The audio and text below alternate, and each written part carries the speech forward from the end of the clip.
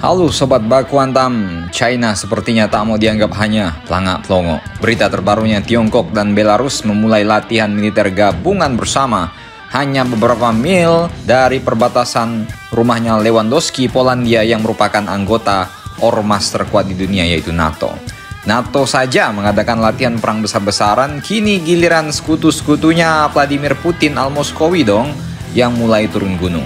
Manuver dengan nama sandi Falcon Assault ini akan berlangsung hingga 19 Juli mendatang dan berlangsung di tempat pelatihan di dekat kota Brest, kata kementerian tersebut. Brest berada di barat daya Belarus, terletak di perbatasan dengan tetangganya Polandia. Sebagai bagian dari latihan anti-teroris, personil militer kedua negara akan melakukan pendaratan malam hari, melakukan operasi di daerah padat penduduk. Ya, China sih mau mengatakan bahwa mereka masih punya taji dan mereka simpan pasukan yang banyak, bos. Jadi spill dikit lah ya kan. Aslinya pasukan Tiongkok ini jutaan, bos, di negaranya. Belum lagi teknologi mereka yang KW Super, KW 1 ya kan. Ini ibarat Jialing dikasih mesin CBR tapi ditutupin sama tebengnya Supra mungkin ya kan. Pelatihan bersama ini bertujuan untuk meningkatkan kemampuan koordinasi pasukan yang berpartisipasi dan memperdalam kerjasama praktis antar kedua angkatan bersenjata. China bahkan mengerahkan satu pesawat angkut berat Y-20 yang mendarat di pangkalan udara Baranovichi, yaitu sekitar 160 km barat daya Minsk. Pengerahan ini menandai peningkatan signifikan dalam ketegangan China dan NATO ketika negara-negara barat memperkuat kehadiran militer mereka di Asia Timur. Mereka secara bersamaan meningkatkan tekanan terhadap Belarus dan Rusia. Secara historis, pengerahan militer Tiongkok ke Eropa memang sangat minim. Tiongkok dan Belarus memiliki hubungan strategis yang telah lama terjalin.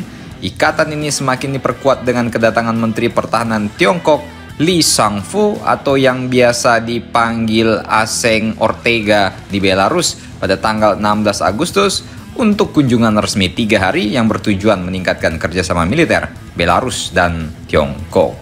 Contoh paling ikonik dari hubungan antara China dan Belarus adalah sistem artileri roket Polones yang dikembangkan dengan dukungan signifikan dari ilmuwan-ilmuwan China dan dianggap saat ini sistem ini salah satu yang paling canggih di Eropa. Perdagangan teknologi dan investasi Tiongkok berperan penting dalam membantu Minsk bertahan dari tekanan dan sanksi Barat sejak tahun 2020.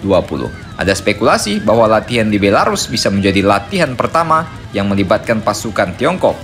Belarus yang sudah menghadapi tekanan militer Barat yang semakin besar, juga Putin juga menempatkan nuklir taktisnya di Belarus. Ya, ini tentu saja peningkatan kehadiran militer Rusia di wilayahnya akan menjadi tekanan tersendiri di benua biru.